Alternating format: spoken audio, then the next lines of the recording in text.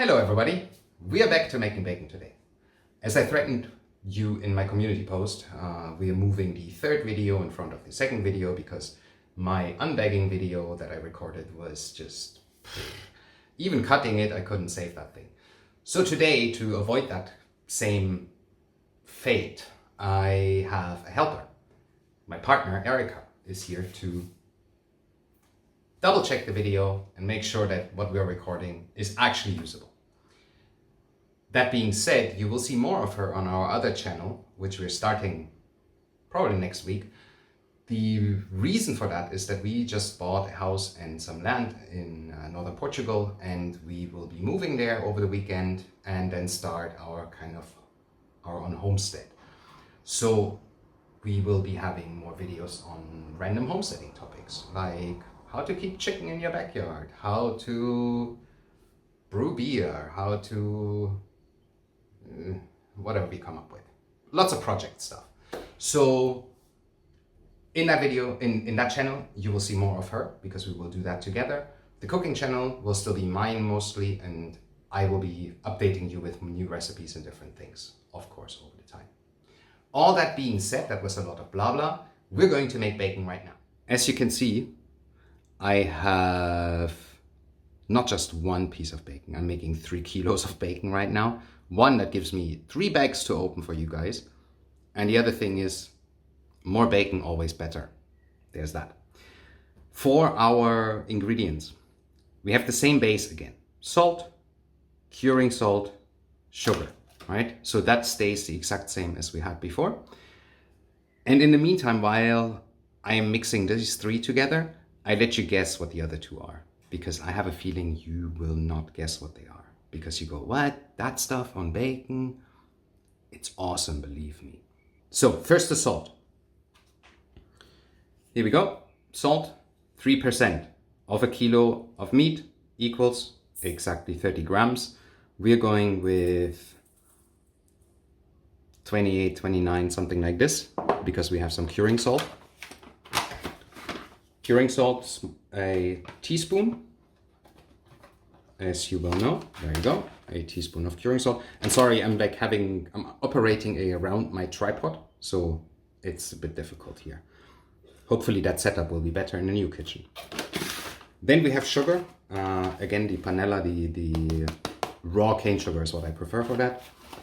And we are going there with like 3 to 5 grams. That's way enough. How much do we have here now? We had 30 something. Yeah, that's good. A tablespoon. There's that. So the question is, have you guessed what those 2 ingredients are? Probably not. Let me tell you. The first one that we use a teaspoon full of is cinnamon. Yep. Into the bacon it goes. Oh, into the spice mix actually. And this one is nutmeg.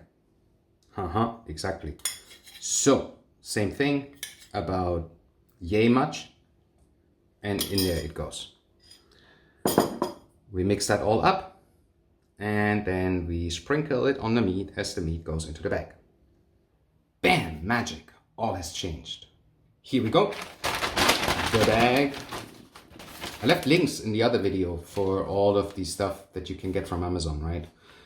So if you have questions, just check out the first bacon video and then you get it. Meat. Meat goes in first. There it goes. Just stick it in the bag.